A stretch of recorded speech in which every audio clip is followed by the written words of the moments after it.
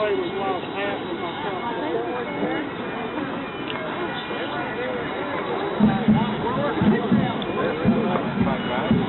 You were official.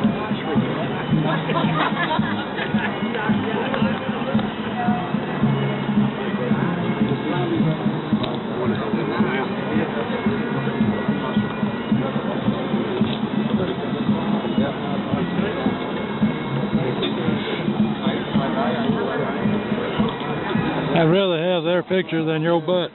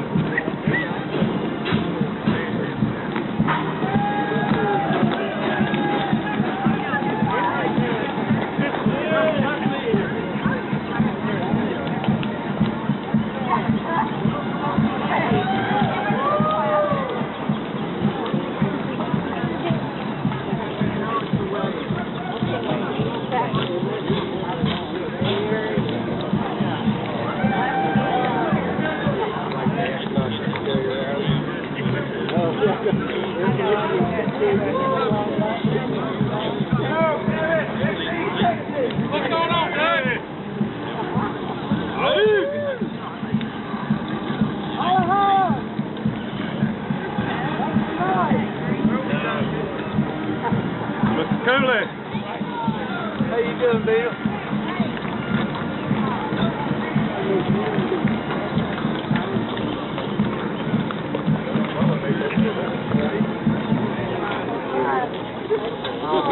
Yeah, we were pretty quiet.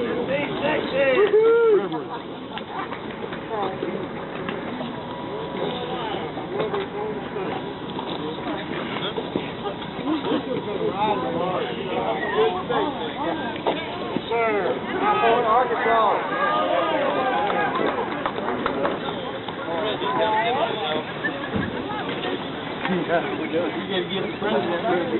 Drop the thing.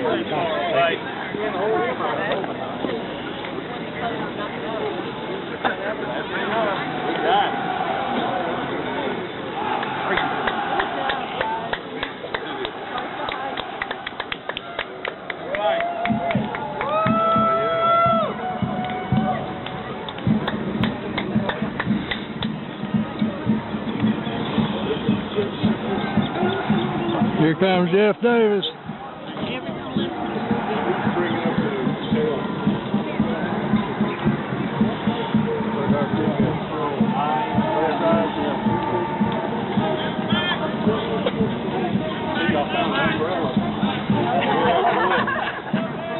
Forgot all about that.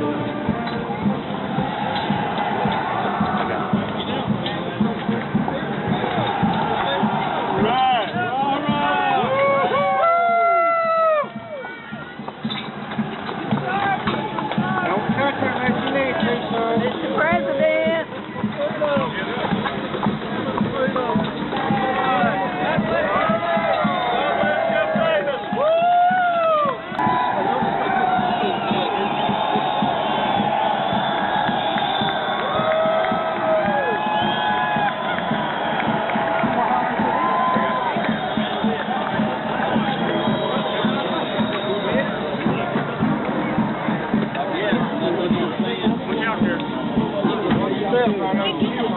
Yeah, I see that.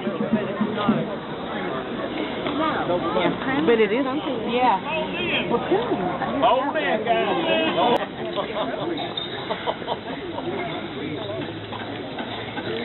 What's your name? Right over there. This mic is over.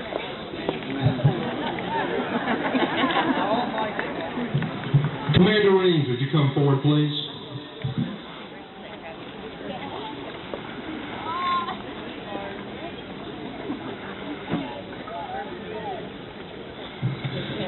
And Commander Mark Simpson, please come forward.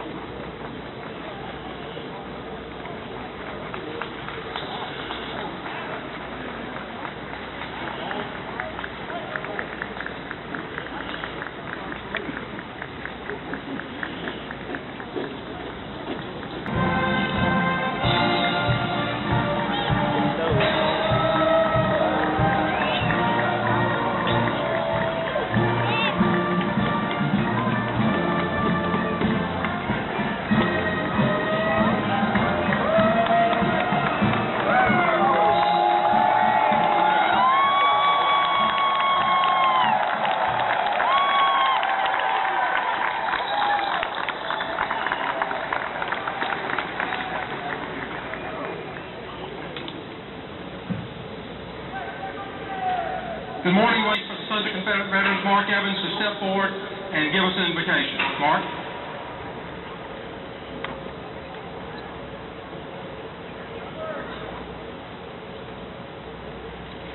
Ladies and gentlemen, the prayer I'm about to bring is the prayer of Dr. Basil Manley Sr. given at the inauguration of President Jefferson Davis. By God's grace, I pray not as a fact of history, but from the heart, knowing that the lost cause is not lost. It still lives in our hearts and awaits the vindication that will inevitably come. Let us bow together.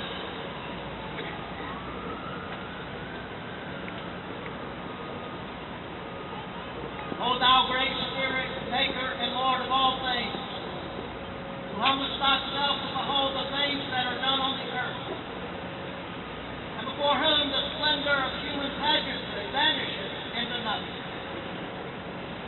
By thee, rulers bear sway. Thou teachest senators wisdom. We own thy kind providence, thy fatherly care in the peaceful origin of the government of these Confederate States of America. We thank thee for the quiet, considerate unanimity which has prevailed in our public council, and for the hallowed auspices under which the government of our choice begins. And this special blessing rests on the engagements and issues of this day. Thou hast provided us a man to go in and out before us, and to lead thy people. Oh, vouchsafe thy blessing on this thy servant. Let his life and health be precious in thy sight. Grant him a sound mind and a sound body. Let all his acts be done in thy fear, under thy guidance, with a single eye to thy glory. Crown them all with thy approbation and blessing. Like favors, bless the Congress of the Confederate States, and all who are or may be charged by lawful authority with public cares and labor. Put thou good spirit into our whole people, that they may faithfully do all thy fatherly things.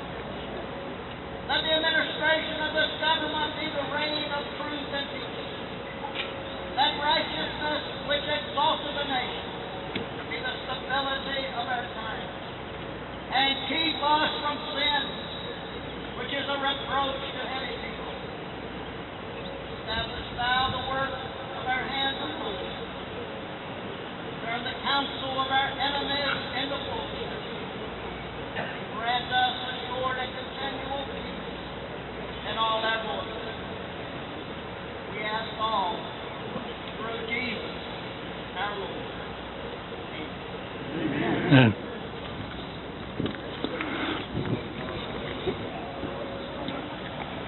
Thank you, Chaplain Evans. Good afternoon. How you doing?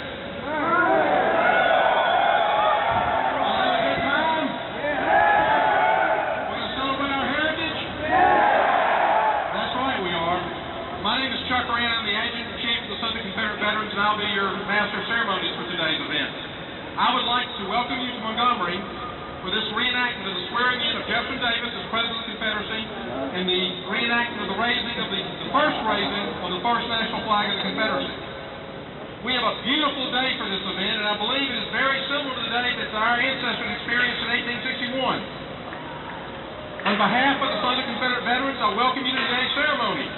We've come together today as Sons of Confederate Veterans, United Daughters of the Confederacy, Children of the Confederacy, Southerners, and Americans, to recall these events so that the achievements of our ancestors who stood steadfast will be remembered. They stood on the principle of self-government.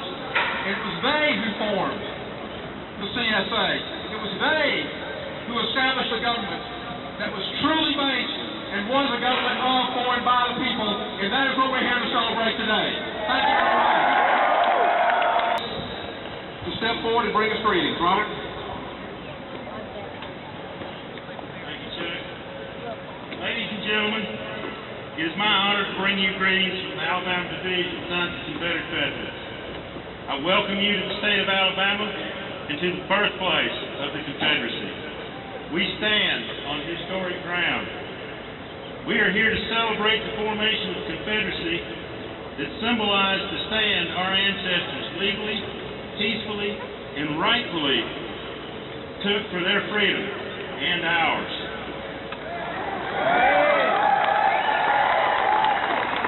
This Confederacy did not occur by happenstance or as a result of radical men. It occurred because men of Alabama saw the danger of a national government controlled by people who hated the South and who saw the South as a colony to raise tax money from, to fund projects to promote industrial interest in the North.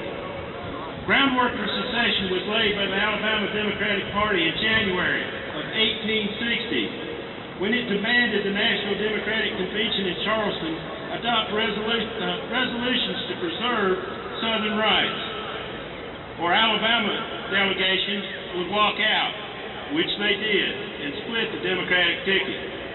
Groundwork was laid by the Alabama State Legislature in February of 1860, when it so despised the idea of a Republican president that it called for a secession convention if one was elected.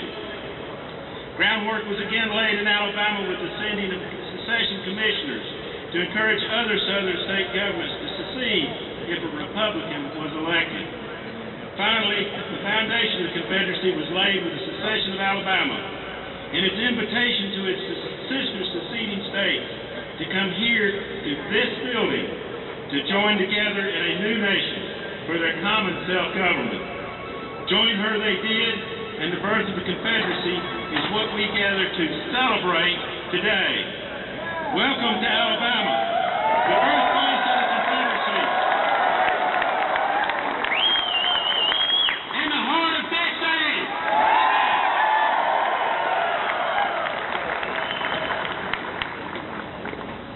Thank you, Robert. At this time, I'd like to ask the Army of Trans-Mississippi Commander Danny Hunnell from the great state of Arkansas to come forward. Danny?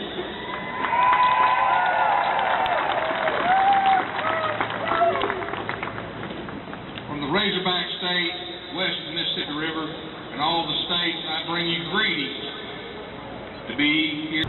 Supposed to discharge of the duties assigned me with an humble discussion, but with a sustaining confidence in the wisdom of those who are to guide and to aid me in the administration of public affairs, and an abiding faith in the virtue and patriotism of the people. Looking forward to the speedy establishment of a permanent government to take the place of this, and which by its greater moral and physical power will be better able to combat with the many difficulties which arise from the conflicting interests of separate nations. I enter upon the duties of the office to which I have been chosen, with the hope that the beginning of our career as a Confederacy may not be obstructed by hostile opposition to our enjoyment of the separate existence and independence which we have asserted, and with the blessing of Providence intend to maintain.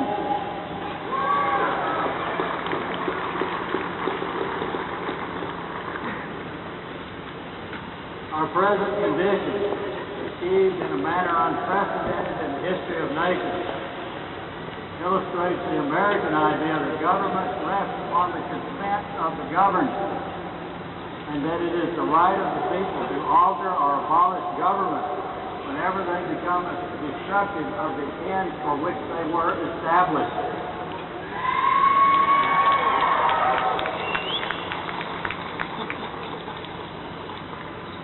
The declared purpose of the Compact of Union from which we have withdrawn was to establish justice, ensure domestic tranquility, provide for the common defense, promote the general welfare, and secure the blessings of liberty to ourselves and our posterity. And when, in the judgment of the sovereign states now composing this Confederacy, it had been perverted from the purposes for which it was ordained, and had ceased to answer the ends for which it was established, a peaceful appeal to the ballot box declared that so far as they were concerned, the government created by that compact should cease to exist.